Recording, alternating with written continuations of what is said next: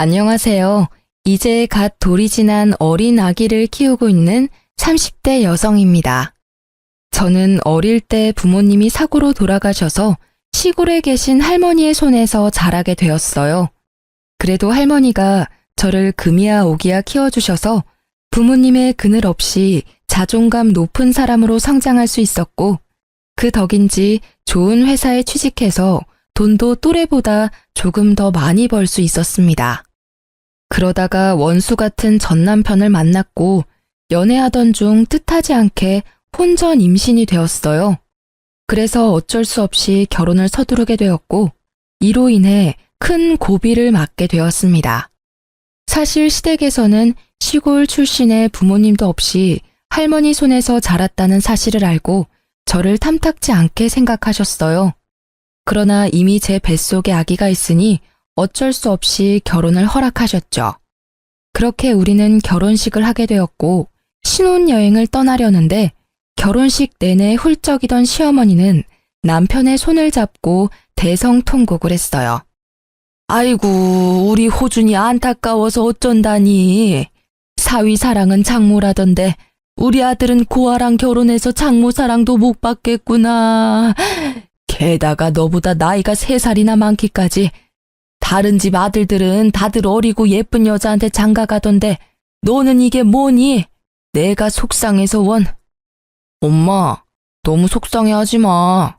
누나 부모님이 안 계시긴 하지만 이미 누나 뱃속에 아기도 있고 결혼식까지 올린 마당에 어쩔 수 없잖아. 누나는 무슨 누나? 나는 너한테 저런 누나 낳아준 적 없다. 이제 다시는 내 앞에서 누나라고 부르지 마. 알겠어? 미나, 너도 네 남편 너보다 나이 어리다고 남편 이겨먹으려고 하지 마라. 알겠니? 어쩌다가 저런 고아랑 엮여서는, 에휴, 부모 없는 자식이 뭐 보고 배운 게 있기나 하겠어? 피로 현장에서 하객들이 주는 술을 과하게 마신 시어머니는 사람들이 많은 곳에서 나이도 많고 부모도 없다며 제게 무안을 주었습니다. 할머니는 시어머니의 말에 표정이 딱딱하게 굳으시더니 술 취해 정신없는 시어머니에게 한마디 했어요. 안싸돈, 아이들이 새 출발하는데 말이 조금 심하네요. 기분 좋은 날 서로에게 상처 주는 말은 하지 맙시다. 우리 미나 부모 없이는 자랐어도 제가 경우 없게 키우지는 않았습니다. 아직 우리 미나에 대해서 잘 모르는데 배경만 보고 일방적으로 오해하면 곤란해요. 그리고 이미 사람들 앞에서 결혼식도 올렸고 무엇보다 아이들 사이에서 아기가 생겼는데 어째요. 이제 마음에 안 들어도 받아들이셔야지 않겠습니까? 우리 미나 잘할 테니 오해하지 말고 잘 봐주세요. 솔직히 말해서 미나가 임신만 안 했어도 저희 결혼 안 시켰어요. 우리 귀한 아들 호준이가 나이도 많고 부모 없는 사람이랑 결혼한다는 게 말이 됩니까? 쟤는 왜 임신이 되어서 우리 아들 인생을 망치는지. 시어머니는 눈에 눈물이 그렁그렁해서는 계속 상처되는 말을 했습니다. 할머니 역시 시어머니의 말에 참지 못하고 화를 내려던 찰나 시아버지가 할머니께 허리를 숙이며 정중히 사과했어요. 사돈 어르신, 안사람이 오늘 과음해서 말 실수하네요. 죄송합니다. 사실 너무 갑작스러운 결혼이라 제대로 준비하지 못하기도 했고 유일한 아들 자식이라 많이 속상한가 봅니다. 저희도 미나가 딸이라고 생각하고 예쁘게 보도록 노력할게요. 호준이랑 미나는 비행기 시간 늦겠다. 여기 걱정은 말고 어서 출발하거라. 아버지, 그럼 엄마 좀 잘 부탁드려요. 엄마, 나 다녀올게. 울지 말고 속상해하지 마요. 아휴, 나도 같이 눈물이 나려고 하네. 큰 싸움은 벌어지지 않았지만 할머니의 표정은 여전히 좋지 않으셨습니다. 저 역시 기분이 너무 좋지 않고 화가 많이 났어요. 사실 더 화가 나는 건 남편의 반응이었습니다. 만약 할머니가 사람들 앞에서 남편에게 상처되는 말을 했다면 저는 그런 말 하지 말라고 강경하게 말씀드렸을 거예요. 그런데 남편은 그러기는커녕 시어머니와 같이 눈물을 글썽이더라고요. 그 모습을 보니 남편이 뭔가 앞으로 저와 시어머니 중간에서 제대로 된 남편 역할을 못할 것만 같은 불길한 예감이 들었어요. 그리고 그 불길한 예감은 현실이 되었습니다. 신혼집은 시댁 근처의 오피스텔이었어요. 사실 남편이 저보다 나이가 어리기도 하고 남자는 군대에 가야만 하니 동갑이어도 여자보다 회사 생활을 늦게 할 수밖에 없잖아요. 그래서 남편이 모아둔 돈이 없더라고요. 게다가 시댁이 넉넉한 형편도 아니어서 어쩔 수 없이 할머니가 오피스텔을 하나 얻어주셨습니다. 저는 할머니가 혼자 시골에서 사셔서 할머니 집과 가까운 외곽 쪽으로 집을 구하고 싶었지만 할머니는 생각이 다르셨어요. 여자는 좋든 싫든 결혼했으면 시댁 사람으로 살아야 한다며 일부러 시댁과 가까이 집을 얻어주셨죠. 사실 시어머니가 절 싫어하는 게 분명해서 시댁과 가까이 사는 건 너무 부담스러웠어요. 하지만 우려와는 달리 회사 생활을 하고 주말에도 가끔 출근해서 시어머니와 마주칠 일이 명절이나 제사와 같은 특별한 날 빼고는 거의 없었어요. 저에게 전화하라고 강요하지도 않았고요. 그래서 생각보다는 편한 신혼생활을 보낼 수 있었습니다. 그러다가 출산일이 임박해서 출산 휴가를 받고 집에서 쉬며 아기를 맞이할 준비를 하고 있었어요. 그러던 어느 날 남편은 출근하고 집에 혼자 있는데 시어머니한테 전화가 왔습니다. 너는 어쩜 집에서 쉬고 있으면서 나한테 점심 같이 먹자는 소리 한 번이 없냐? 연락도 먼저 하는 법이 없고. 솔직히 그동안은 너가 회사 다니느라 바쁜 것 같아서 그냥 있었는데 정말 너무 무심한 거 아니냐? 죄송해요. 사실 그동안 회사에 다니느라 출산 준비를 못해서 집에 있지만 바빴네요. 앞으로는 전화도 자주 드리고 할게요. 다른 집 며느리들은 시어미가 이런 이야기 하기 전에 전화도 자주 하고 같이 뭐 먹으러 가자, 어디 구경 가자고도 하면서 딸처럼 잘 지낸다던데. 어쩜 너는 그렇게 애가 무뚝뚝하고 애교도 없니? 네가 나이가 많아서 그런가? 그건 그렇고 너 아기 출산하고 나서 산후조리 어떻게 할 거니? 출산하고 나서는 산후조리원에 들어가서 몸조리 해야죠. 이미 예약도 했어요. 돈 아깝게 산후조리원은 무슨. 옛날에는 애 낳고도 바로 밭일하고 집안일 했다. 산후조리가 솔직히 뭐가 필요해? 그냥 힘 몇 번 주면 애가 쑥 나오는데. 하여튼 요새 애들은 다들 약해 빠졌다니까. 게다가 거기가 좀 비싸냐? 뭐 하는 것도 없이 일주일에 최소 100만 원은 하던데. 괜히 그런데 들어가서 우리 아들 돈 허투루 쓰지 말고 출산하면 그냥 바로 집으로 와라. 내가 해주마. 어머니가 제 산후조리를요? 아무리 그래도 어떻게 어머니의 산후조리를 받아요. 전 그렇게 못해요. 그리고 조리원 예약할 때 남편 돈이 아닌 제 돈으로 했어요. 그러니까 돈 걱정은 하지 마세요. 정말 너 돈으로만 계산했어? 우리 호준이 돈 한 푼도 안 들어간 거 맞지? 난 우리 아들이 힘들게 번 돈 쓸데없는 곳에 나가는 거 원하지 않아. 이게 다 낭비야. 차라리 그 돈으로 아기한테 좋은 거 하나 더 입히고 먹여야지. 하지만 어머니, 아기 잘 돌보려면 산후조리도 필요해요. 엄마 몸이 빨리 회복되어야 아기도 잘 돌보죠.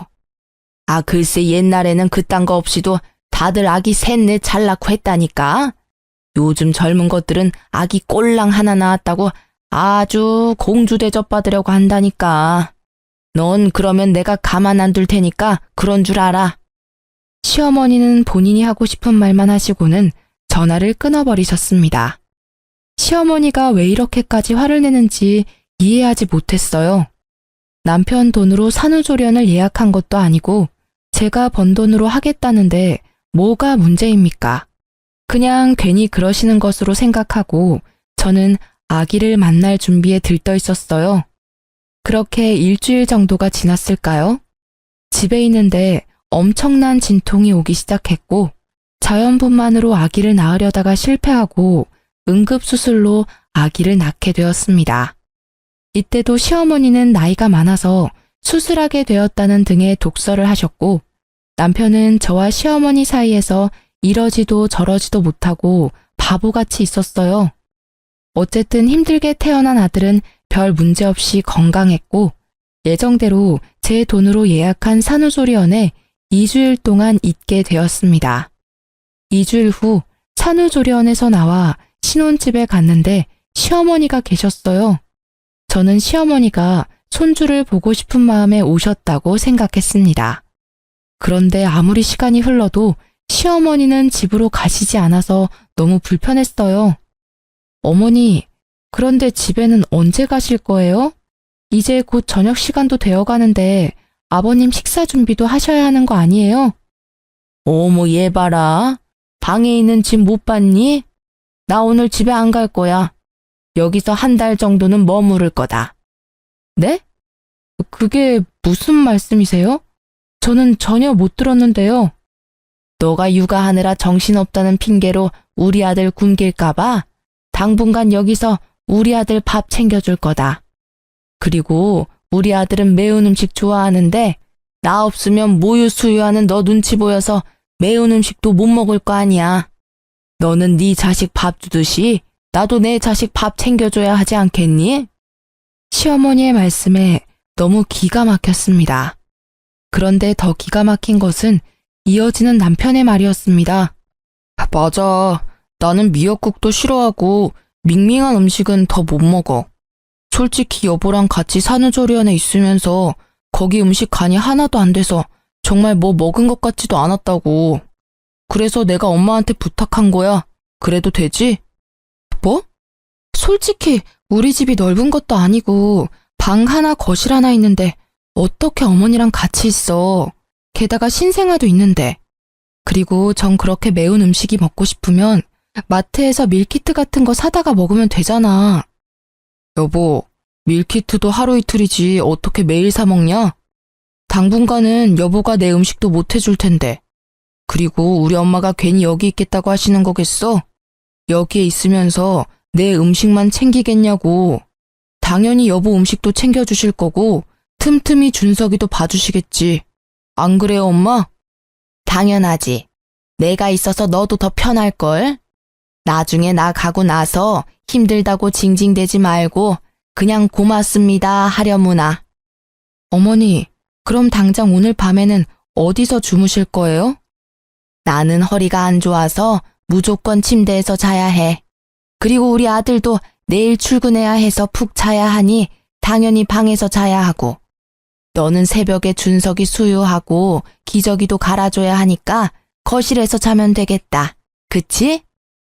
네? 거실에서요? 어떻게 신생아랑 갓 출산한 산모한테 거실에서 자라는 말을 하세요. 당연히 이 집에서는 손님인 어머니가 거실에서 주무셔야 하는 거 아닌가요? 그리고 남편도 준석이 아빠니까 당연히 새벽에 같이 아기 봐야죠. 우리 호준이는 안 된다. 호준이는 잠 못 자면 큰일 나는 아이야. 게다가 내일 회사에 출근도 해야 하잖니.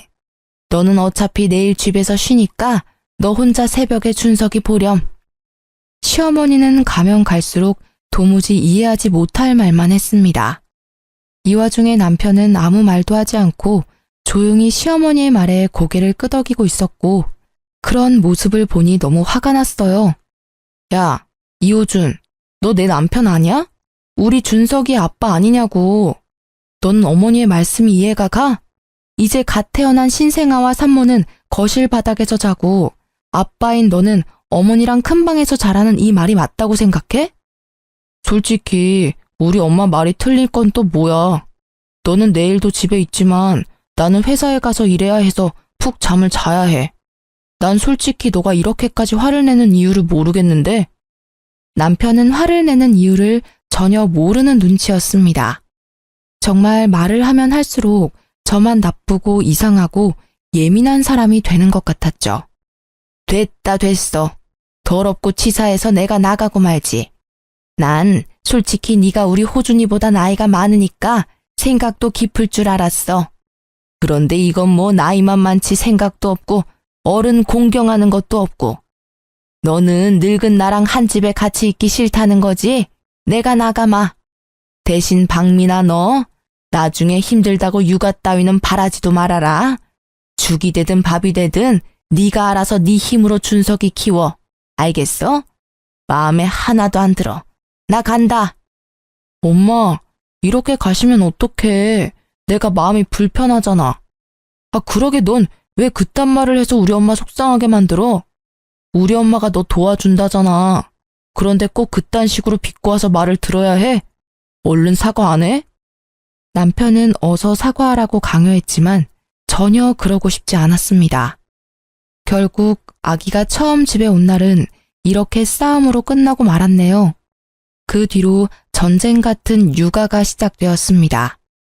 우리는 신생아가 혹시라도 다칠까봐 불안해서 홈 CCTV를 설치했어요. 물론 제가 항상 옆에 있기는 하지만 잠시 화장실 가거나 집안일을 할 때 무슨 일이 생길까봐 불안했거든요. 남편도 회사에서 아기를 보고 싶다고 해서 핸드폰 어플로 틈틈이 확인할 수 있도록 했습니다. 감시당하는 느낌이라 조금 불편하기는 했지만 그래도 남편이 회사에 있는 시간 동안 아기가 얼마나 보고 싶겠어요. 그 마음이 이해가 가서 그러라고 했네요. 그렇게 생활한 지 일주일이 지났습니다. 그날은 날씨가 갑자기 더워져서 아기 얼굴에 빨갛게 태열이 올라왔더라고요. 그래서 속사계를 풀고 부채질을 해주고 있었습니다. 조그만 손과 발을 보며 귀여워서 어쩔 줄 몰라 하고 있는데 시어머니한테 전화가 왔어요. 얘, 잘 키우고 있어? 설마 팔다리 다 내놓고 키우고 있는 건 아니지? 아기들은 온도에 예민해서 추위 잘 타니까 팔다리 잘 감싸줘야 한다. 신생아가 감기 걸리면 난리나. 요새는 병원에 소아과 의사들도 없어서 아기들도 잘 안 받아준다더라. 그러니까 어서 속사계로 꽁꽁 싸매줘라. 속사계로 싸매면 땀띠 나서 고생할까봐 더 걱정되었지만 여기서 더 말하면 시어머니의 잔소리가 끊이지 않을 테니 그냥 대충 알겠다고 하고 전화를 끊었습니다. 그리고 당연히 속사계도 하지 않았죠. 그런데 30분이나 지났으려나요? 시어머니한테 또 전화가 왔습니다. 속사계 했니? 아무리 오늘 날씨가 더워도 아기들은 온도에 예민해서 추울 수 있어. 그러니까 얼른 속사계 해줘. 네가 덥다고 해서 아기들도 더운 거 아니야. 아기들은 춥다고. 얼른 속사계 해서 증거 사진 보내라. 알겠니? 시어머니는 기어이 속사계를 하라고 성화했고 어쩔 수 없이 아기를 다시 싸매서 사진을 찍었습니다.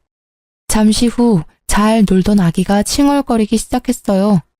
기저귀를 보니 응가를 했고 저는 엉덩이를 씻기고 기저귀를 갈았습니다. 그런데 기저귀를 가는데 시어머니한테 또 전화가 왔어요. 아까 내가 이 말 한다는 거 깜빡했구나.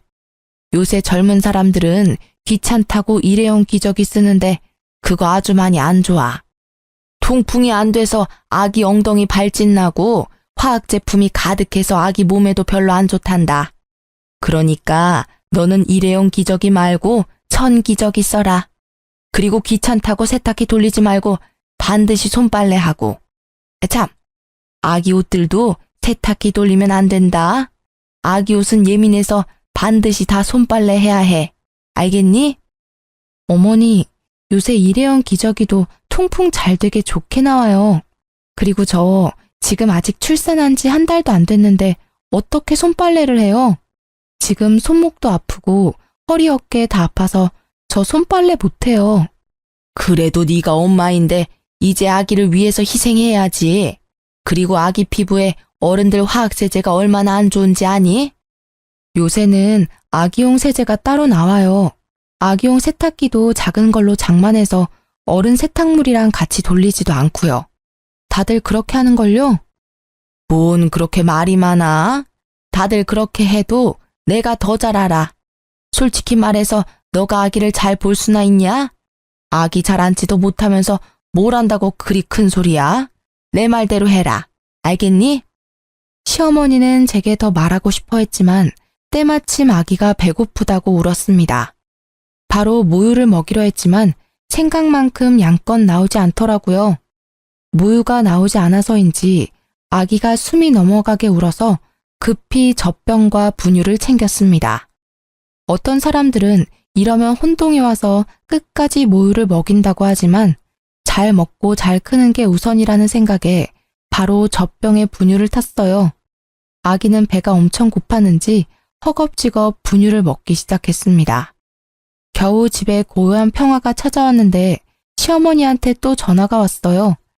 그러나 한 손으로는 아기를 안고 다른 손으로는 젖병을 잡고 있어서 전화를 받을 수 있는 상황이 아니었습니다. 솔직히 전화 받기도 싫었고요. 그리고 10분 정도 뒤 잠이 든 아기를 조심스럽게 침대에 눕혔습니다. 저도 잠시 옆에서 쉬려는데 또 시어머니한테 전화가 왔어요. 너 모유 안 나온다고 분유 먹이는 거 아니지?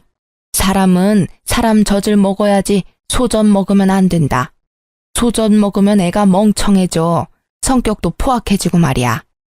안 그래도 우리 손주 엄마 잘못 만나서 자연분만 못하고 수술해서 남들보다 뒤처질 텐데 더 뒤처지게 하면 되겠니? 절대 분유 먹이지 말고 모유 먹여라. 모유 잘 나오면 당연히 모유 먹이겠지만 모유가 안 나오는데 어떻게 먹여요? 어른들처럼 밥을 못 먹으면 빵이나 다른 걸 먹을 수 있는 것도 아닌데 모유 안 나온다고 굶길 수는 없잖아요. 애가 나이만 들어서 모유도 안 나오고 몸도 부실하고 우리 손주 걱정돼서 내가 가만히 있을 수가 있나?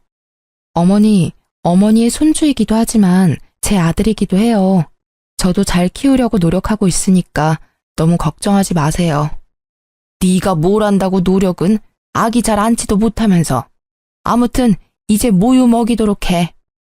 시어머니는 수시로 전화해서 사사건건 잔소리를 늘어놓았죠. 그런데 곰곰이 생각해보니 뭔가 이상했습니다. 속삭이를 푼 순간, 기저귀를 간 순간, 분유를 먹인 순간마다 기가 막힌 타이밍으로 전화가 왔잖아요. 마치 저를 지켜보고 있던 것처럼요. 이상하고 찜찜한 마음이 들기는 했으나 그냥 우연이겠지 생각하고 말았습니다. 아기가 낮잠 잘 동안 머리를 식히기 위해 TV를 켰어요. 그런데 TV를 켜자마자 시어머니한테 또 전화가 왔습니다. 예, 잔다고 TV 켜지 마라. TV에서 전자파 나와서 애 머리 나빠진다. 어머님, 어떻게 제가 TV를 켜는 순간 전화하셨어요?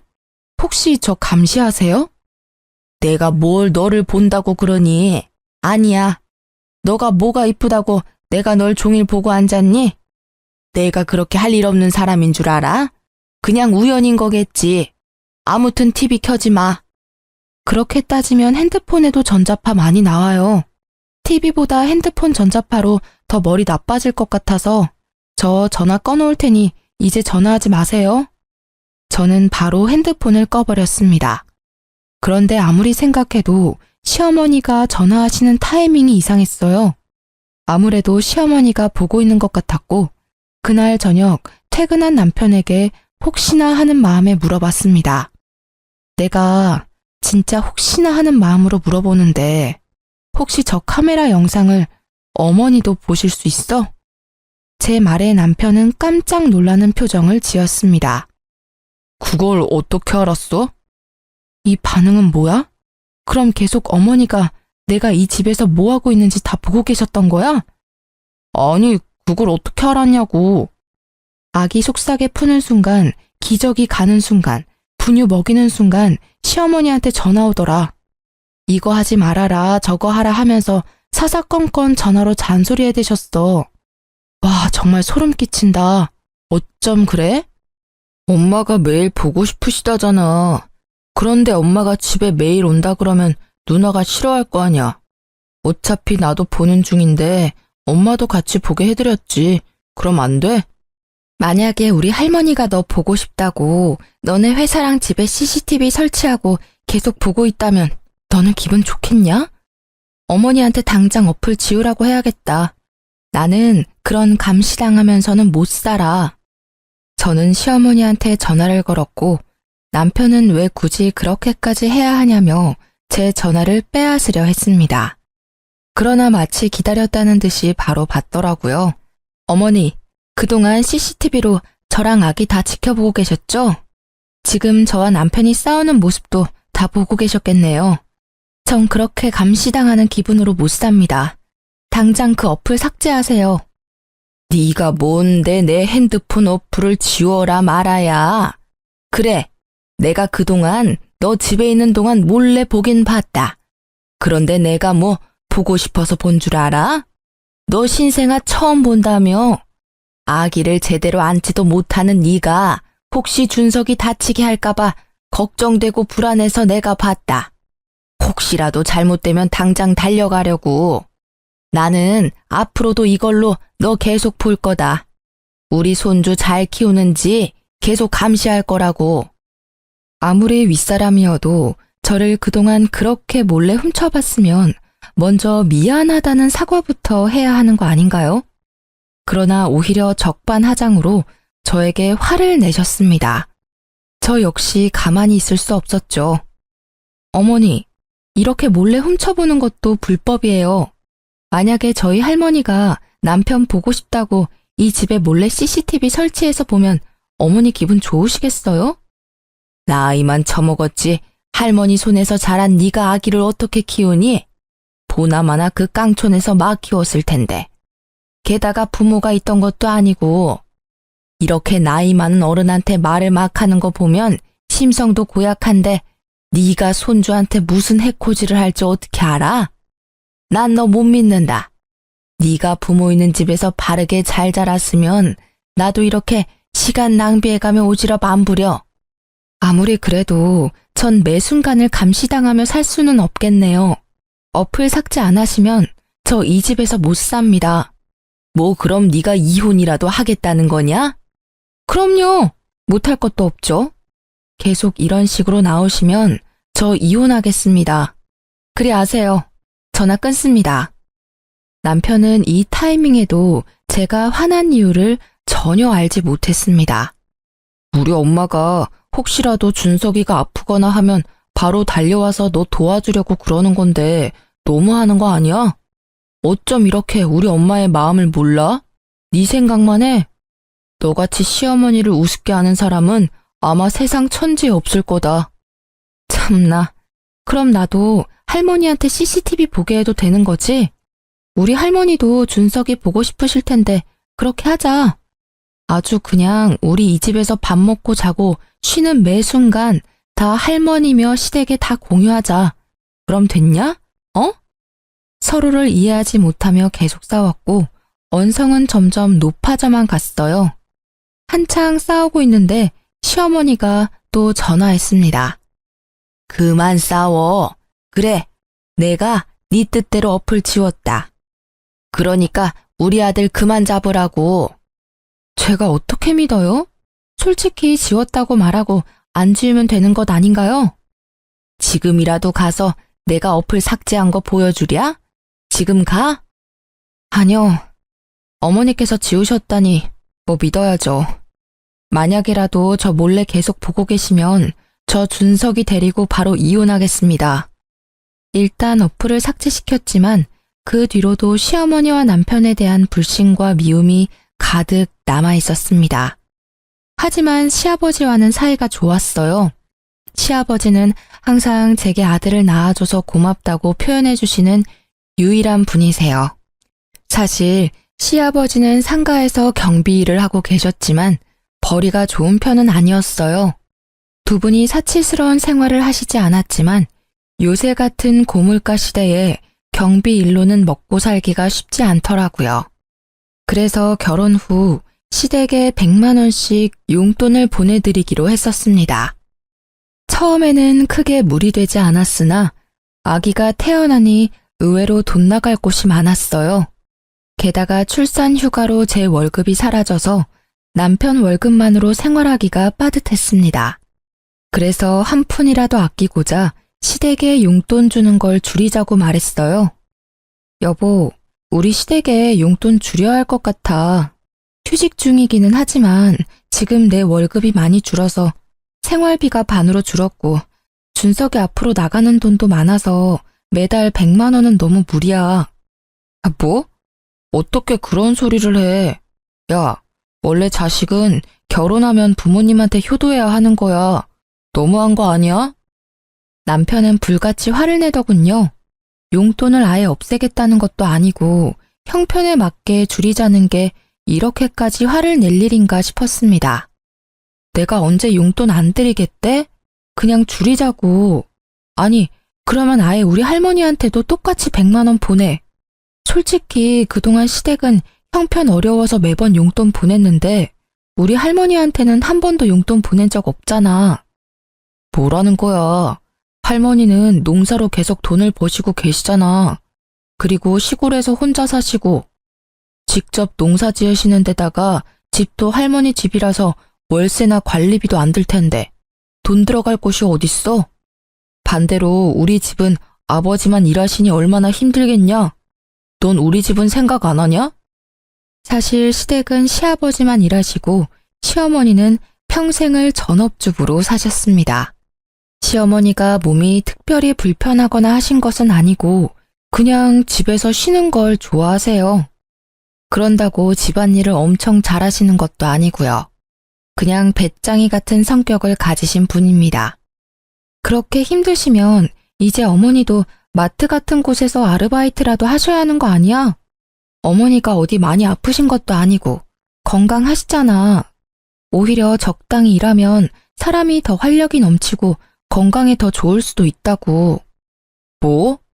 내가 너랑 말을 말아야지 진짜. 아휴.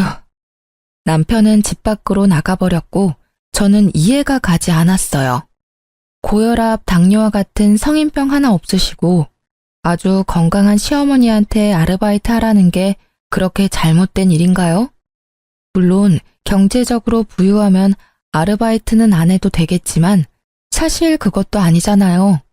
그럼 당연히 조금이라도 건강하고 시간 있을 때 아르바이트라도 해서 돈을 벌어야 하는 거 아닌가요?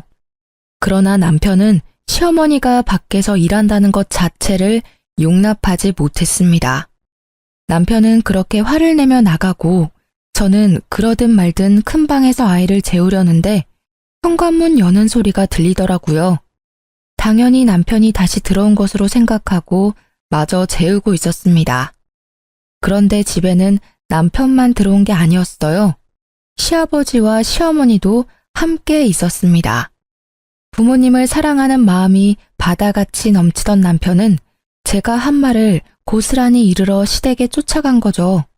시어머니는 큰 방에서 준석이를 재우는 저를 발견하시고는 제 머리채를 잡으셨습니다. 야, 우리 호준이에게 내 용돈 줄이라고 했다며?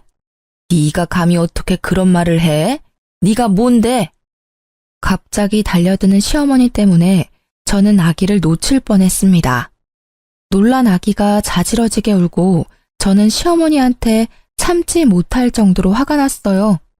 아직 목도 가누지 못하는 아기를 안고 있는 사람 머리채를 잡는 게 말이 됩니까? 어머니, 미쳤어요? 지금 이게 뭐 하는 짓이에요? 아기 안고 있는 거 안 보여요? 뭐 하는 짓? 너야말로 뭐 하는 짓이냐? 감히 어른들에게 주는 용돈을 줄여? 나, 네 남편의 엄마다. 당연히 나를 부양할 의무가 있다고. 그렇게 따지면 저도 저를 키워주신 할머니 부양할 의무 있어요. 그리고 제가 뭐 아예 없애겠다는 것도 아니고 줄이자는데 이게 이렇게까지 화낼 일인가요? 참고 또 참았는데 더는 안 되겠네요. 이혼하겠습니다. 이혼? 그래, 잘 됐네. 나도 너같이 싹수 없는 며느리 따위 필요 없다. 처음부터 너 다 마음에 안 들었어. 이혼해 둘이. 시어머니가 제 머리채를 붙잡고 화를 크게 낼 동안 남편은 옆에서 아무런 말도 하지 않았습니다. 그리고 시어머니와 함께 온 시아버지도요. 제 편인 줄로만 알았던 시아버지 역시 저를 가족으로 생각하지 않으셨던 거죠. 시아버지는 시어머니와 저의 싸움을 가만히 지켜보시더니 한마디 하셨어요. 이래서 집안에 여자가 잘 들어와야 하는데 어쩌다가 저런 쓸모없는 물건이 들어와서는 아휴, 우리 집이 어떻게 될런지. 시아버지의 말에 더는 이딴 집에서 살 이유가 없다고 생각했습니다. 그래서 아기를 데리고 육아용품이며 제 짐을 다 챙겨서 할머니 집으로 갔어요. 할머니는 오밤중에 갑자기 손주까지 데리고 나타난 저를 보곤 깜짝 놀라셨죠. 그동안 시댁에서 있었던 일을 하나도 빠짐없이 다 말씀드렸고 할머니는 화를 버럭 냈어요. 뭐? 너 왜 그동안 이렇게 무시당하면서 살았어? 내가 너한테 그렇게 당하고만 살라고 가르치디? 감히 우리 소녀딸한테 그딴 막말을 해? 그딴 집구석과 이혼할 때는 하더라도 그놈의 집구석 자신들이 벌인 일들 후회하게 해줘야겠다. 할머니는 지금 당장이라도 시댁에 쫓아갈 기세로 나갔습니다. 하지만 밤 늦은 시간에 갈 수는 없잖아요. 내일 가자고 겨우 진정시켰어요.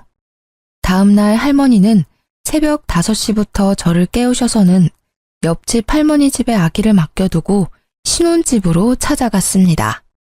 갔더니 남편이 거실에서 코를 골며 잠을 자고 있었는데 어찌나 곤히 자던지 사람이 들어와도 모르더라고요. 순간 할머니가 화장실에 가셔서는 화장실에 있던 작은 바구니를 들고 변기통 물을 퍼내셨습니다. 그러고는 그 물을 자고 있던 남편의 얼굴에 부으셨어요. 똥물에 튀겨도 모자란 놈아. 내 귀한 소녀딸 너 하나 믿고 보냈는데 어떻게 우리 미나를 그렇게 무시할 수가 있어? 할머니, 언제 오셨어요? 그리고 이 물은 또 뭐예요? 자다가 물벼락을 맞은 남편은 저승사자라도 본 것처럼 깜짝 놀라며 안절부절 못했습니다. 내가 너 돈 없다고 해서 이 집도 마련해주고 내가 너한테 용돈 한 푼 바란 적 있었냐? 있어 글놈아. 나는 너 같은 놈 내 손녀 사위로 못 봐준다. 둘이 갈라서. 그리고 당장 이 집 팔아버릴 거니까 당장 나가. 아니지. 그 전에 너네 집부터 먼저 가자. 너네 부모 만나서 내가 아주 땅을 치고 후회하게 할 거야. 이 못된 것들. 할머니는 남편의 멱살을 잡고 당장 앞장서라고 난리셨습니다. 쩌렁쩌렁한 할머니의 호통에 남편은 손을 벌벌 떨며 기다시피 시댁으로 향했어요. 시부모님은 아침 대바람부터 오신 할머니의 모습에 어쩔 줄 몰라 했습니다. 사돈어른이 아침부터 여기 무슨 일로 오셨... 아니 그런데 옷과 목걸이, 시계, 가방이 이게 다 뭐예요? 내 옷이 뭐요? 내가 뭐 못 입을 거 입고 왔어요? 이거 샤넬백 아니에요? 아니 이 시계는 시골에 계시던 사돈어른이 어떻게 이런 거를 다 하고 오셨어요? 새벽 대바람부터 오느라 제대로 못 봤는데 할머니가 1,000만 원이 넘는 명품 옷에 300만 원짜리 목걸이, 3,000만 원짜리 시계에 명품백까지 메고 오셨죠. 사실 우리 할머니가 대대로 내려오는 부자 집안의 외동딸입니다. 시골에서 살기는 했지만 덕분에 전 부유하게 자랐어요. 그러나 할머니는 돈 있다고 떠벌리고 다니면 골치 아플 일만 생긴다면서 보유 재산을 주변 그 누구에게도 말하고 다니지 않으셨어요. 시골에서는 항상 몸빼바지만 입고 다니셨고 명품 옷은 몇 벌 있기는 하지만 거의 꺼내 입지 않으셨습니다. 그랬던 할머니가 갑자기 명품을 휘감고 오셨으니 시댁에서는 얼마나 놀랐겠어요. 할머니의 모습에 입도 못 다물고 있었고 할머니는 그런 시부모님께 한 소리 했습니다. 이봐요. 시골에 산다고 사람 우습게 보지 마요. 시골에 살아도 내가 당신들보다 훨씬 더 돈도 많고 능력이 있다고. 할머니가 시부모님께 더 뭐라고 말을 하려고 했는데 남편이 갑자기 할머니의 손을 잡았습니다. 그러더니 세상 착한 미소를 짓더라고요. 할머님, 화만 내지 마시고 손주 사위 말 한번 들어주세요. 저와 누나 약간의 오해가 생겨서 이렇게 된 거예요. 오해? 개 풀 뜯어먹는 소리하고 앉았네. 야, 우리 미나가 안타까운 사정으로 부모는 빨리 잃었어도 너보다 더 잘 먹고 잘 살았어. 이 썩을 놈아. 우리 미나가 내가 죽으면 물려받을 재산이 100억이야 이놈들아. 1억도 없는 거지 같은 집안에서 어디 우리 집을 무시해? 난 거지들과 사돈 못 맺으니 빨리 도장 찍어. 할머니의 말에 남편은 무릎까지 꿇었습니다. 할머니, 제가 나이가 어려서 생각이 짧았습니다. 부디 노여움 푸시고. 헛소리 집어치우고 당장 내 집에서 나가. 너네 신혼집 내가 사준 거 알지? 딱 하루 준다. 안 나가면 그 집에 있는 네 물건들 다 던져버리고 아주 박살 내버릴 테니까 그런 줄 알아. 어차피 살 날도 얼마 안 남았는데 이참에 뉴스 한번 나오지 뭐. 결국 남편은 신혼집에서 쫓겨났고 저는 바로 이혼하자고 했습니다. 그런데 할머니 재산이 탐이 났는지 합의를 해주지 않더라고요. 그러나 남편 놈과는 하루도 같이 붙어 있을 자신이 없는 저는 일단 아이를 데리고 할머니 집으로 들어갔습니다. 그러던 어느 날 시부모님이 할머니 집까지 찾아왔어요. 두 분은 할머니를 보자마자 무릎까지 꿇으시더니 조심스럽게 입을 열기 시작했습니다. 사돈 어르신, 정말 죄송합니다. 제가 아들 자식이 하나뿐이라 오냐오냐 키워서 이렇게 되었네요. 제가 아들 자식 잘 단독시키고 미나에게도 진심으로 사과할 테니 제발 우리 아들 받아주시면 안 될까요? 그쪽은 이미 글러먹었어. 이 상황에서도 아들 탓을 하는 게 제대로 된 부모인가? 참된 부모는 자식의 잘못도 다 안고 가는 사람일세. 나는 돈이 없는 사람은 괜찮아도 인성이 글러먹은 사람은 절대 용납 못해. 그래서 인성이 거지 같은 당신네가 우리 손녀딸의 시부모가 되는 꼴 절대 못 봐. 당신들 밑에서 자란 아들도 마찬가지겠지. 할머니의 단호한 말씀에 시아버지는 안절부절 못하며 어떻게든 할머니의 마음을 돌리려고 하셨습니다. 어르신, 제 안사람과 아들 녀석 때문에 화가 많이 나셨죠? 이게 다 집안관리 제대로 못한 가장인 제 잘못입니다. 그러니 저만 탓하시고 우리 가족들 용서해 주시면 안 될까요? 웃기는 소리 하지 말게나. 아무리 돈이 없어도 인성이 훌륭한 사람은 많아. 당신들은 돈이 없어서 사람 관리 못한 게 아니라 그냥 원래 인성 자체가 거지 같은 사람들이야. 나는 이제 우리 미나 당신들에게 못 맡기겠네. 아이고 어르신, 제가 다 잘못했어요. 그러니 제발 노여움 푸시고 한 번만 기회를 주세요. 기회는 사람 같은 사람들에게나 주는 거지 당신 같은 사람들에게 주는 게 아니야. 나는 이제 당신네들과 더는 할 말 없으니 나가. 지금 안 나가면 경찰 부를 거요. 할머니의 으름장에도 시부모님은 나갈 기색이 없다가 할머니가 정말 핸드폰을 들어 112를 누르는 걸 보여주자 그제야 나갔습니다. 이후로 할머니는 오피스텔을 팔아버렸어요. 그리고 저는 돌도 지나지 않은 어린 아들을 키우는 이혼녀가 되어버렸죠. 아들에게 온전한 가정을 주지 못한 게 안타깝기는 하지만 제 선택에 후회는 없습니다. 아마 앞으로도 제 인생에 결혼이라는 선택지는 없는 것 같네요. 하지만 아빠의 빈자리가 느껴지지 않도록 최선을 다해 키우겠습니다. 저희 할머니가 저에게 그랬던 것처럼요. 우리 아들이 배가 고픈지 칭얼대기 시작하네요. 전 이제 이야기를 마무리 지어야 할 것 같습니다. 지금까지 저의 이야기 들어주셔서 감사합니다.